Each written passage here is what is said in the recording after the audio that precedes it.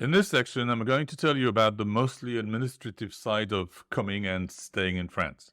In all the previous sections, I've described things as they are, well, as best as I could. In this section, though, this is much more hands-on operational info. It's just an overview of the important things, which I've tried to make simple. Simple because all I've found online becomes very quickly very complicated. I mean, you read about the same issues on different websites, which are explained using slightly different words, so you're left confused. Well, I was before I did more research. So in this section, I'm trying to make sure that you come out of it clear-minded about the subject matter rather than left perplexed. But please keep in mind that I am a real estate expert and therefore I'm not an expert in all the other subjects covered in this section.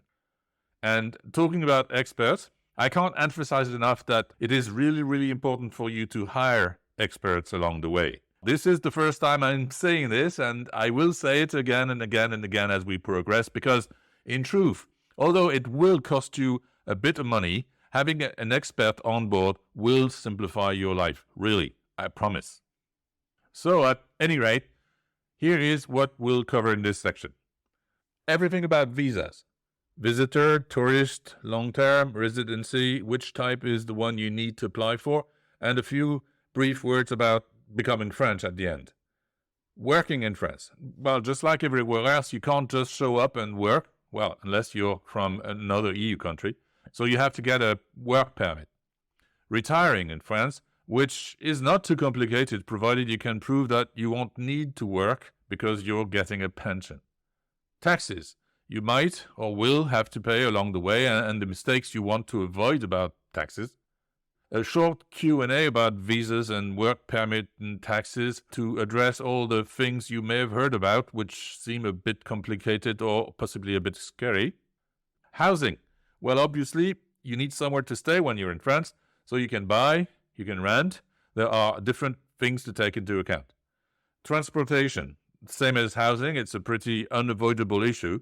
Some people decide just to walk everywhere and get a taxi when needed, or you can buy a car or you can lease one. At some point, you need to make sure you have the right to drive in France. That's the driver's license. Healthcare. I've described the system in the previous section. Here, this is about how you get access as a foreigner, depending on your visa and status.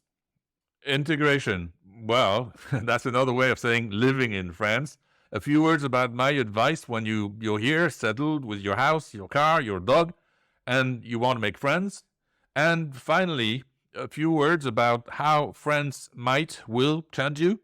Mostly what other foreigners say about what changed in their life after living in France. So, let's dive in. Okay, I'm going to state the obvious, but please indulge me. So here we go. The first thing you need to do at this stage is to decide what your objectives in France are, because that will impact how you go about making your objective happen. Are you looking to be a visitor, maybe a frequent visitor? Maybe you'll be coming regularly to spend some time with family and friends. Maybe you intend to come regularly to go on culinary classes or pottery classes. Maybe you want to come for a few months or weeks each year because you want the piece to write a book. Or are you considering a second home? If so, are you planning to stay in it and enjoy it for a while, maybe 8 or 10 years, that's what I've seen happen in the past, and then sell it? Or are you looking long-term to retire in France, so in the initial period, you come for the holidays and slowly increase the length of your stays? Are you looking to move permanently to France? Well, okay, there's nothing permanent. You can always come back. I know, but you get my drift. To work, to write, to retire? Visitor, second home, moving to France. Depending on your answer to the question, you will have to apply for a visitor visa or long-term visa or residency card. You will have to apply for a work permit as well, or not. Depending on how long you intend to stay around, it might make sense to rent a place rather than to buy it. Your status in France will impact your access to healthcare and whether you need to purchase additional insurance along the way. So, my advice is think hard about the why. If you're from an EU country, great news, you can do in France pretty much everything you can do at home. Okay, this is not news to you, I'm sure, and or a bitter reminder for most British citizens after Brexit. But anyway, so here it is in a nutshell. EU nationals generally have the right to live and work in any EU member state, including France, without needing a visa or a work permit. There may be some specific rules. They may vary. You need to check them. But here are the key points. EU citizens can reside in France for as long as they want without any authorization or paperwork. You may want to register with your country's local embassy, but generally, I'm not sure why you would want to do that. I only did it to vote when I was living in the US or in the UK. Just the same, as a EU national, you have the right to work in France without needing a work permit. Simple, nothing to add. You can look for a job and you can't be discriminated against because you're not French. You can also get unemployment benefits if necessary. Simple, that's Europe for you. Just the same, EU nationals can choose to retire in any EU member states, including France. Simple, again. EU nationals are also entitled to health care in France through a common system with a complicated denomination. It's called the European Health Insurance Portability and Accountability Card. If you're retiring, you need to explore the healthcare options available to retirees from your country in France and see what type of adjustments you're probably going to have to make. Pensions and social security, well, that's the only thing really that can be a bit complicated. You need to make sure that pension contributions made in your country are taken into account when determining entitlements in France. And if you've worked in multiple EU countries, you need to check how that impacts your rights and benefits in France. Well, and if you're not from the EU, let's move on. There are 3 types of visas depending on the intended duration of your stay. They are the Type 1 short stay, up to 90 days, pseudo visa via the waiver system, the Type 2 long-term temporary, up to 6 months, and the Type 3 long-term residency, longer than 6 months.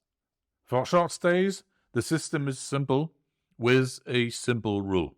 You don't need a visa to enter France and stay up to 90 days every 180-day period for non-work reasons like tourism, visiting friends, learning the language, or a combination thereof. Without a visa, but you have to be able to prove at entry that you're properly insured and that you have the means to finance your stay. That's because most Western democracies have a visa waiver agreement in place with France. Obviously, that includes the UK and the USA and Canada, but watch out, because it doesn't include South Africa or India. And obviously it doesn't include China or Russia, but they're not democracies, are they? For the moment, you don't need to register prior to your entry in France, but that will change in the short term, so check ahead. Under this visa waiver program, you can only stay for 90 days. To determine if you're still legal, you just need to remember that at any one time when you're in France, you must not have spent more than 90 days out of the last 180. That's the 90-day rule. In other words, if you stay 3 months in a row, then you have to get out and stay away for another full 90 days, 3 months, before you can come back and stay for another 90 days. If you want to stay for more than 90 days, you have to apply for the Type 2 VLST temporary, which is Visa de Long Séjour Temporaire, meaning long-term temporary visa. The length is up to 6 months, and you have to wait 6 months after expiry to renew it. 6 months in, 6 months out. So that's the visa for you if you're a second homeowner and want to spend half the time in France. Also, when the 6 months are over, you may stay under the ordinary 90-day rule while keeping in mind the issue of tax residency. More on this later. If you want to stay longer than 6 months, you can apply for the Type 3 VLSTS, which is Visa de Long Séjour Valant Titre de Séjour, meaning long-term visa acting as residency title. This visa is for you if you intend to move in France and or stay for a much longer period of time, like study or an expatriate job or self-employed project, or you're the spouse of a French national, or you intend to apply for residency later. There are a number of subcategories for specific profiles, each with its requirements. One subcategory of interest for second homeowners who don't intend to work while in France is the visitor subcategory, which, as the name does not imply, can allow you to stay up to 12 months and can be renewed. The main condition here is that you have to prove that you have the means to stay in France to the tune of a minimum of 17,000 euros a year. If you need a long-term visa, you have to apply long before you intend to fly into France. The process usually starts online. You're asked to supply a number of documents depending on the type of visas that you're applying for and your profile and your circumstances. Among other things, that you can prove that you will have the means to support yourself during the visit. The application is processed by the French consulate nearest you. Usually, you have to attend an in-person meeting at some point, and you have to allow ample time for the whole process. If in doubt about anything, which honestly you should be unless you're just going for a short stay, play it safe and engage a professional, even if it is a one-off consultation, because better safe than sorry, really. If you want to work in France, in addition to a long-term visa, you need a work permit. That's because you need to have the right to be in France before you can have the right to work in France. You need both. And remember that short-stay visa waiver entry does not allow you to work during the 90-day period. However, there are exceptions. You don't need a visa of any sort if you can prove ahead of your arrival in France that while there you will either work at a sporting event, like a pro tennis tournament, for example, or at a seminar or a trade show. Work on the production and broadcast of musical or film or TV production. In other words, musicians putting on concerts or actors shooting a film of some sort. Provide some sort of consultancy services under the terms of a specific time-constrained contract, usually in audit, information technology, management, finance, insurance, architecture, or engineering. Be modeling, or, more surprising, a domestic worker coming to France during the private employer's stay in France. In other words, if you're the driver or the maid of a Gulf state billionaire family, for example. Also, certain types of residency titles act as work permits. For example, when you're married to a French national, or if you have a talent visa, which are for artists or scientists or sports people with special business or creative skills that French politicians have decided would be good for France. If you're going for a salaried job, it's the responsibility of the employer to get the work permit. But be aware that unless you have a job lined up already, that's really not the easiest route, because employers usually have to demonstrate why you can do a better job than an EU national. And if that works, they'll have to pay substantial taxes for the privilege of employing a non-EU national. If you are self-employed and you're looking to set up a business in France, which, by the way, in theory, includes running a gîte, you need to apply for the entrepreneur subcategory of the Type 3 long-term visa acting as residency title. But it is not a free pass, and it's not easy to obtain because you'll have to demonstrate the viability of your project and, once again, that you have the means to stay in France until it takes off. So, okay, there's maybe an alternative. Short of that visa, I guess you can be a digital nomad for a while. That's because these days you can be physically located in France while working remotely for a company based elsewhere, in the UK, the States, anywhere else. French authorities ask if you intend to have employment in France in the physical sense. But experts say that this does not include work done while you're physically located in France. So, if your work has no connection to France, it's not for a French company, it doesn't benefit or involve a French company, then you can legitimately claim that you're not working in France. I guess this means you can actually work in France without a work permit and still be legit. But it's not really sustainable, is it? If your goal is to live in France, because you need to consider your long-term access to French residency, maybe citizenship one day, and in the short term, healthcare and benefit. So it's all back to the question I raised earlier at the start of this section. Why and how long are you looking to move to France?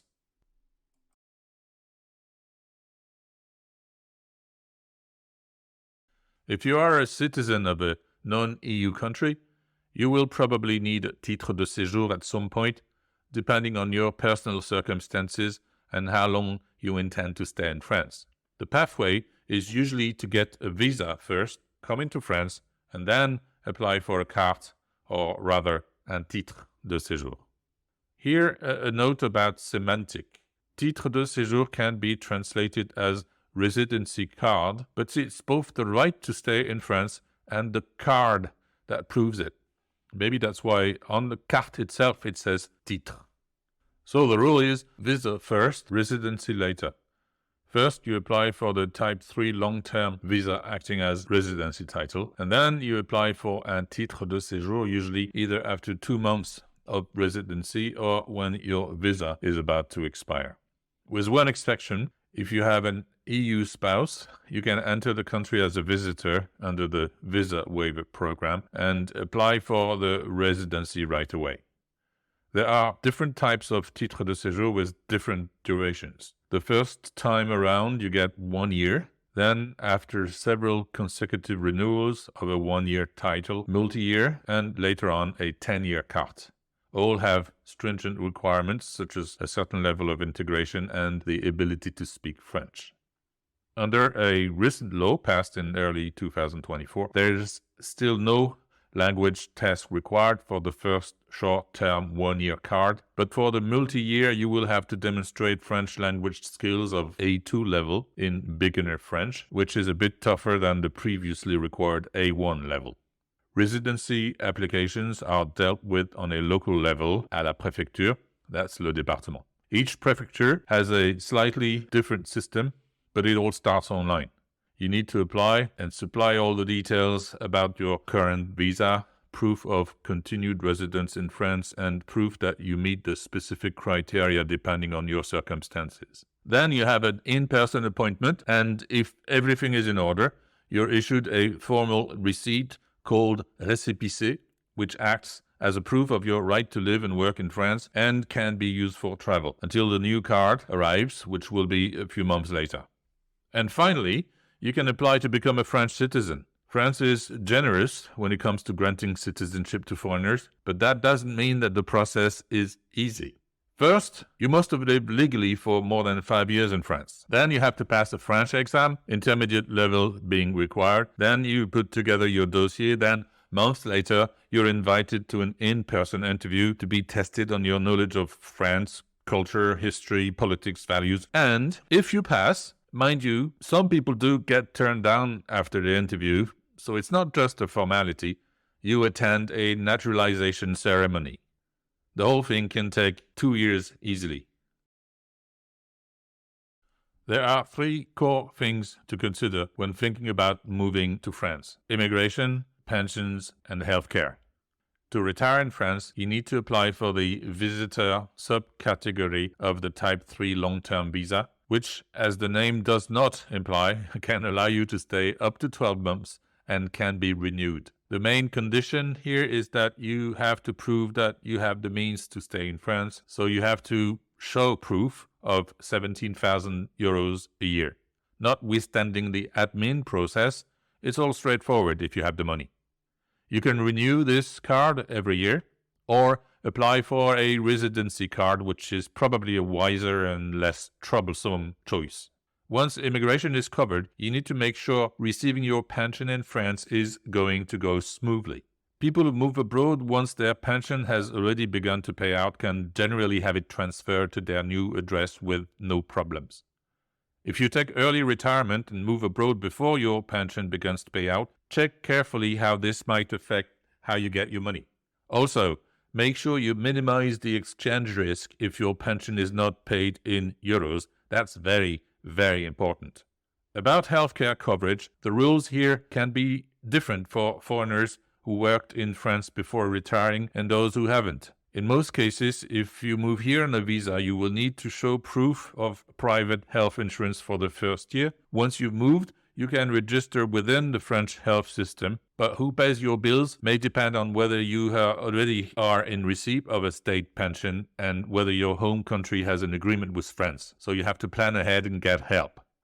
Also, you should know that in France, there are numerous benefits available to pensioners to make their life a little cheaper, from the senior rail card to the reduced entry rates for museums and leisure centers, and the grants available for holidays depending on your income.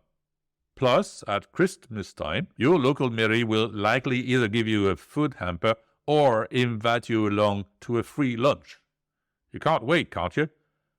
If you get to the stage where you need a little more help around the house, France has an impressive social security net with many services aimed at allowing older people to stay in their homes for as long as they want, which includes home visits from healthcare staff and aide à domicile, who can help with things like washing and getting dressed. And there are also government grants available to older people to cover things like the cost of fitting a stair lift or accessible bath. Residency is about immigration, and tax residency is, well, about taxes, specifically where you're going to be taxed. Put simply, if you stay in France or in any other country more than 183 days per year, that's half the year, you will be classed as a resident for tax purposes of this country here, France. So it's pretty crucial to count your days. So if you're spending more than 183 days in France, it's your responsibility to fill in an annual tax declaration, even if you're not earning in France. If all your income, which can very well be a pension, comes from abroad, and you come from a country that has a double taxation agreement with France, including EU countries, the USA, the UK, and Australia, then you won't have to pay any taxes on that income in France. But you still have to complete the annual declaration. And here are those taxes you will have to pay, even if you're not a tax resident. Firstly, the property taxes, taxe foncière and taxe d'habitation, which are both based on the rental value of your property or properties. The wealth tax, which is in actuality a tax on real estate wealth, payable if you own properties valued at 800,000 euros or more. Inheritance taxes, which you need to anticipate along with estate planning to coordinate the system in France, where you could very well die if you retire, and the law of the country you were born in. And capital gains tax, due when you sell a property in France, which you won't pay if you've become a tax resident and the property you're selling is your primary home, but it's due if you sell a second home. Now let me tell you about a few tax-related mistakes you want to avoid. The first one is misunderstanding whether you're a tax resident or not. You need to watch the 183 days. That's very important. On the same subject, failing to file a yearly income tax declaration, which could be because you didn't know you had to file. Failing to report rental income. If you run a gîte, you need to report the income generated. Failing to declare the building of a swimming pool or a house extension. In other words, you can't embark on a construction project without proper planning permission and paying the related taxes. Not realizing that you are wealthy, that if you don't realize that your house has risen in value and is now worth more than 800,000, and you're liable to pay the wealth tax. And for U.S. citizens, forgetting to file U.S. taxes. Because you should know that the IRS will always want to know about you, about your income, about your bank accounts, even if you've immigrated and physically left the country. Again, plan ahead and get professional help to avoid any problem. Here are a few questions and answers about issues I haven't covered earlier. Do I need to take a language test to get a visa? The answer is not for short-term visas, such as tourist visas and business visas, you don't. However, if you're applying for a long-stay visa, such as a work visa or a student visa, the French authorities may require you to demonstrate a certain level of proficiency in the French language. As a second homeowner, can I get a special titre de séjour? Not as such, but as a second home owners, provided you don't intend to work while in France, you can use one visa subcategory of the long-term visa acting as residency title, which can allow you to stay up to 12 months and can be renewed. The main condition is that you have to prove that you have the means to stay in France to the tune of a minimum of 17,000 euros a year. What are the differences between the 90-day and the 180-day rules?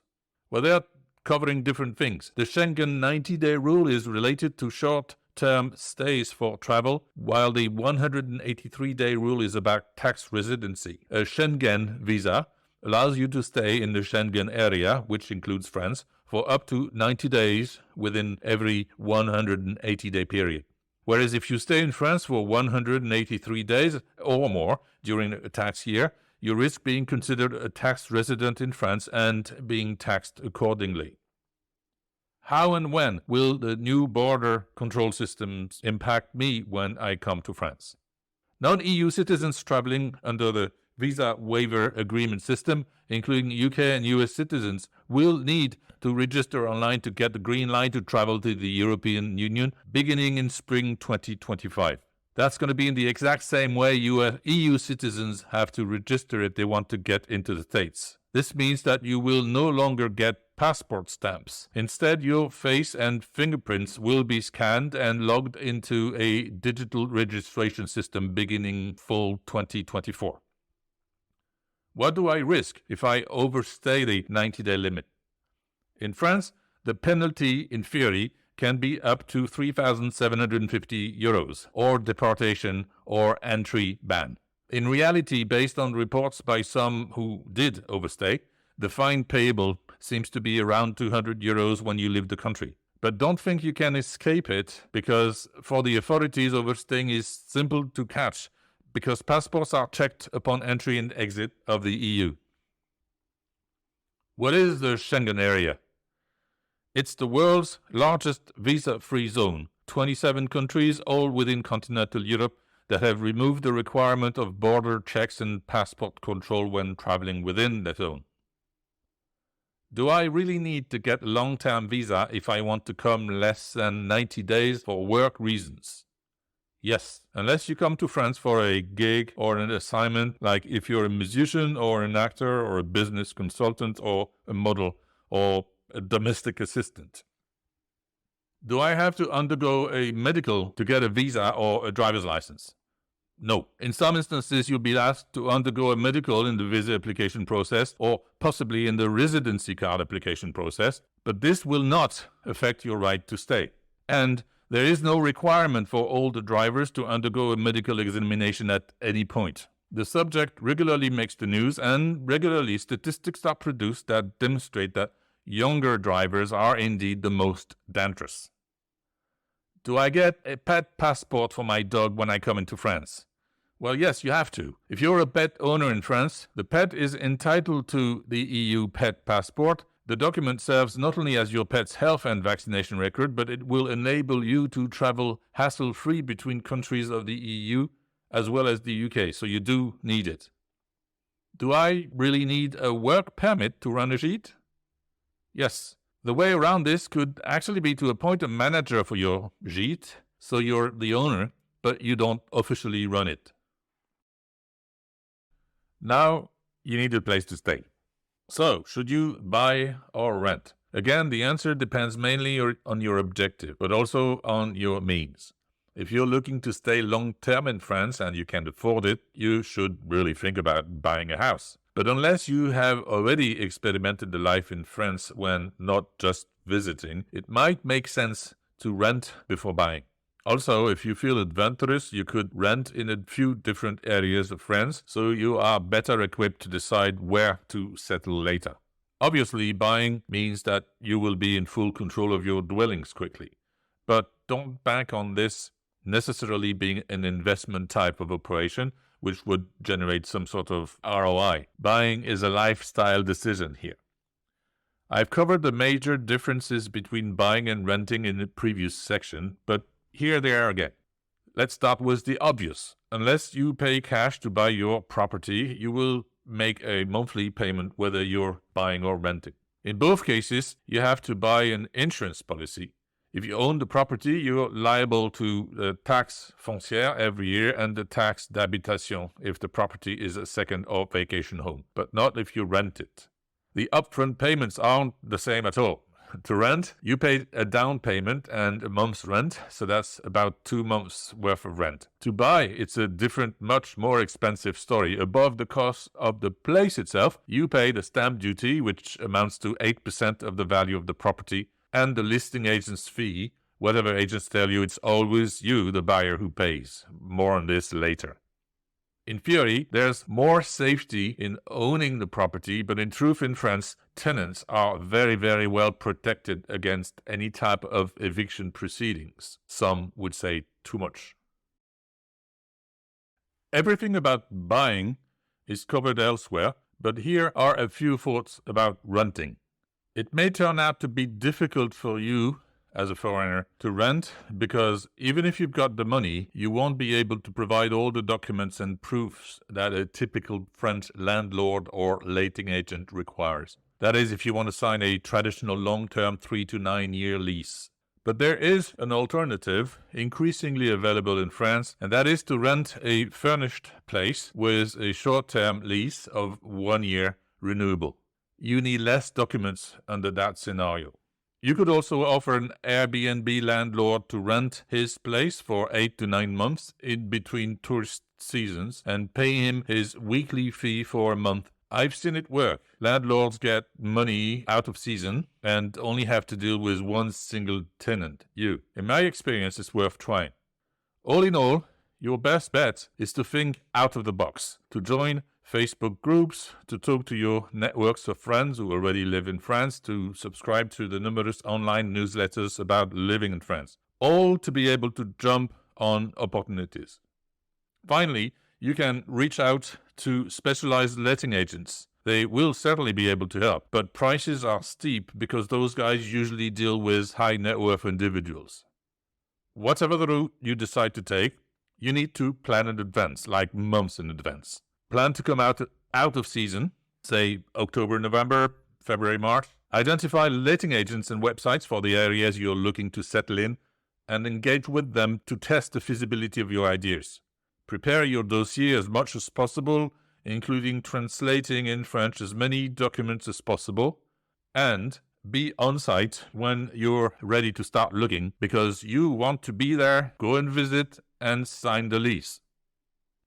Now, a commercial interruption. If you're indeed looking to buy and if you're interested in detailed, actionable advice with a Skype consultation, well, you're in the right place. It's my whole reason for being my business called the French Property Coach and the whole concept of the online course. So please look it up on frenchproperty.coach. That's French property in one word, .coach. Now that you've found a house, you need to be able to move around. In cities and large towns, it's possible to rely on public transit, but in more rural areas, public transport is, well, a bit patchy most of the time. So, yep again, whether you truly need a car depends on where you live. In small towns and cities, most of them, but not in villages, you can actually do without a car because you can find pretty much everything you need on foot and or you can have whatever else delivered. Also, you can hire a cab or an Uber, depending on where you are, if and when you actually need a car. If you decide to get one for yourself, you need to make sure that you have the right to drive it. If you're an EU or UK license holder, you can swap your driver's license for a French one. But if your license is from the USA, then the state in which you obtained it is crucial because not all US states have reciprocal agreements on swapping driver licenses with France. And if you're unlucky enough to come from one of those, you face having to take a driving test before being allowed behind the wheel. If you do decide you want a car, I know of, and actually I've experienced myself, an approach that worked well, using specialized leasing for foreigners, or in my case, former expatriate coming back to France. I have recently discussed this with American friends of mine, for which it works well too these days. Basically, it's long-term rental. You pick the car up at the airport and bring it back when you leave. If you ever run into trouble, all companies provide 24-hour assistance, just like normal rentals. Once you're settled, you could make friends with the local garagiste, that's car dealer and repair shop, and see how they could find a reliable, if a bit old, second or third hand car for 5 to 10,000 euros. And when you leave your French house for a few months or weeks, then it's okay to leave it in your courtyard or even at the garagiste who sold it to you. If you come for short stays, make sure to get private health insurance, including repatriation. But you have to know that French hospitals are obliged to treat you if necessary, so you will never be turned away, although you could end up with a hefty bill if you're not insured. Most tourists don't know they can make an appointment with a general practitioner in France, even if they're not registered into the system. Anyone can do it. The easiest way is to get to the website called Doctolib and sign up for an appointment. Simple. In urban areas, there is an all-day doctor service called SOS Médecin, which will connect you with a general practitioner, is available 24/7 for house calls or online appointments. You can use it if you're a visitor to France, if you're on holiday in a different part of France, or simply if your own doctor is not available. For emergencies, you should call Le 15. Dial 15. You will be asked questions about your problem and be put in contact with ambulances and emergency care, or called Le 18. Dial 18, which will put you in contact with the fire department. Or call 112, which is the EU-wide emergency phone number, where you're more likely to reach someone who speaks English. Now, if you've lived legally in France for more than 3 months, you're entitled to register with an assurance maladie, the French system. After a while, you will receive a carte vitale, which mainly entitles you to reimbursed health care. Because in France, you pay up front, then you swipe your carte vitale, and later a percentage of the money is reimbursed straight into your bank account. Most procedures are reimbursed at around 80 to 90%, while some, such as cancer treatments, are reimbursed at a full 100%. You can either pay the remaining cost yourself or take out a mutuelle, a top-up insurance policy, to cover the rest. If you're working in France, your health care will be paid for by the French state, while if you receive a pension from another country, your home nation may pay for your health care depending on bilateral agreements. If you're not working in France and have not yet reached pension age, you can register in the Universal Coverage Protection System, known as PUMA. Saying hello is important to the French, even if we don't mean it. It's the custom to greet someone with bonjour when you enter a store, an elevator, a building lobby, a room, even passing someone you sort of recognize on the street. And others will do it to you too, so some people will even meet you with a French hug, some sort of a not really kiss. Go along with it. Okay, it's pretty obvious, but you should know you'll have much more fun in France if you speak the language. While it's possible to interact only with English speakers in some part of France, official functions have to be done in French. Plus, the whole experience of moving abroad will be a lot richer if you can chat to the locals. So, if you got long-term plans to retire to France, start now with learning the language. I know. This may very well be at the bottom of your to-do list when moving to France, but learning the local language will make your life so much easier. Learning French feels pretty difficult when people are constantly correcting you, so take baby steps. Listen to podcasts, download French apps on your phone, find a chat buddy. The more you try, the easier it'll become. You will also begin to care less and less about what people think about your accent and get on with your life. It's a good idea to go and introduce yourself to the neighbors. It's also a good plan to pop along to the local mairie, the town hall, and introduce yourself there. Even if the mayor's not around, his secretary will tell him about you, and it's the ideal opportunity to ask about what's going on in the local community. Participating in local events is absolutely key. Most villages organize an annual fete of some kind or another and almost always need volunteers to help plan and organize the events. There are usually several community meals organized throughout the year. It can be intimidating going along to an event where you don't know anybody, but people are generally pretty welcoming and delighted to see some new faces. Joining a club or an association is a way to meet like-minded people. Your Mary will probably be able to tell you about local cycling, rambling clubs and the like, as well as providing details of gym, dance, fitness classes that are held in the commune. It's also worth going along to the Forum des Associations when there's one in your area, usually held on an annual basis around the time of La Rentrée, which is going back to school sometime in September. Almost all the clubs and groups in the area will have a stand and provide you with information on their activities and volunteering opportunities. Also, if you've got school-age children, the French school run can offer a great opportunity to find some new friends, because some of your closest French friends could very well be friends made through your children's school. As I've told you earlier, I really recommend that you be ready to hire professional advice very early on in the process, because you will need help for a whole lot of things, which I like to organize in the following 4 categories. Obviously, initially, you got everything to do with visa and work permits and residency. Very quickly, you will agree with me that you could do with some assistance in navigating the process and, very important, handling the emotional roller coaster that you will go through, not being sure if you've answered correctly, filed the right paperwork, anxious because it's taking longer than you hoped, answering the questions thrown at you, etc.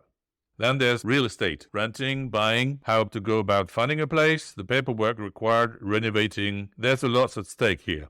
Then you got wealth management. Well, okay, it's a pompous way to list pensions if you're retiring, tax matters, buying insurance, estate planning. That's very important if you buy a house. And a French accountant if you become an Airbnb host.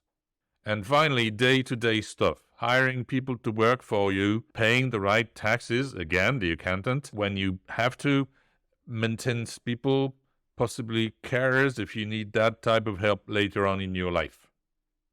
I am not saying you couldn't do it alone, that you couldn't handle each of these items on this list yourself, exactly.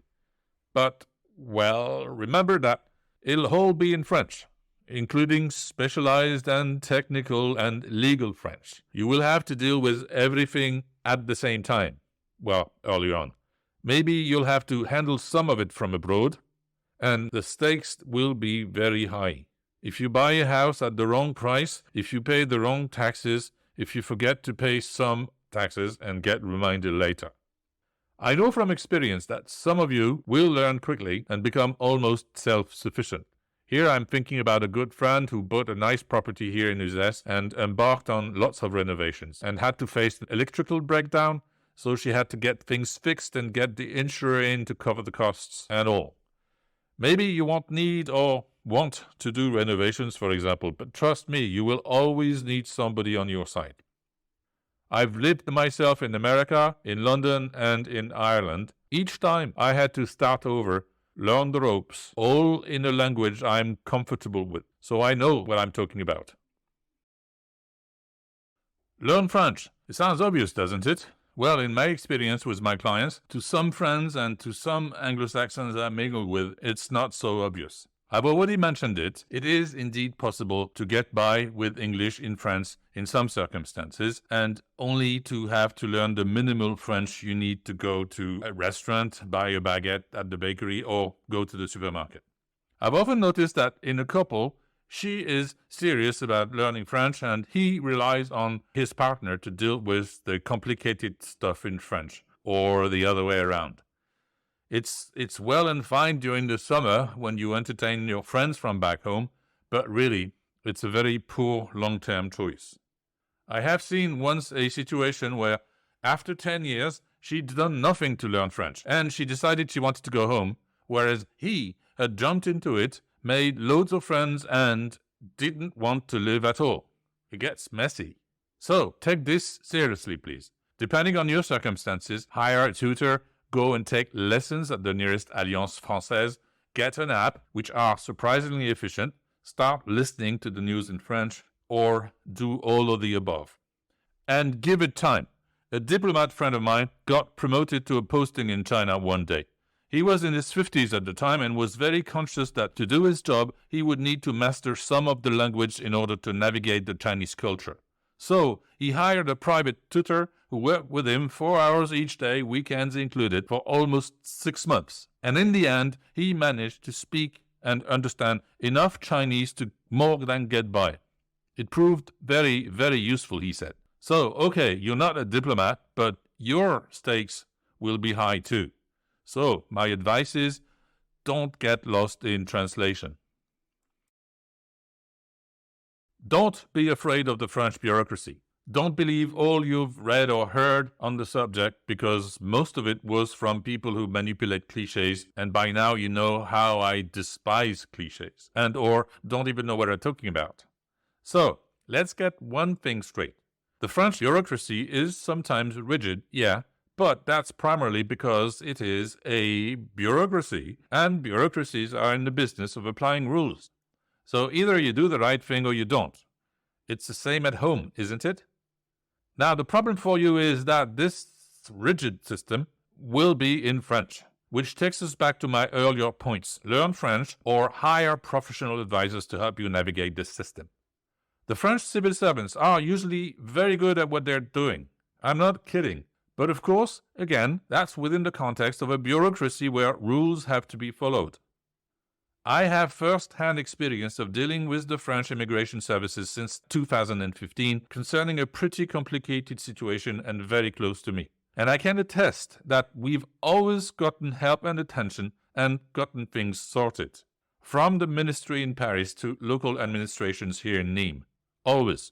So you will too, I'm sure, provided you understand the context and the people and you get the right help and advice when you don't. By the way, I'm pretty sure it's the same everywhere in the world. What do you think? This is the last segment of the last chapter of this introduction to France for people like you who are considering moving here. So I'd like to finish with a few pointers for you. For a French guy like me, it feels a bit weird to explain how France is going to change you. However, I have to acknowledge that living in the USA and later London and Ireland changed me deeply. So, here are some possibilities about how France can change you, not from me, from foreigners who've settled in France. The first possibility is about, quality over quantity. Some report that while in France, your base expectations about quality can get higher. So maybe as a result, you buy less, but you buy better.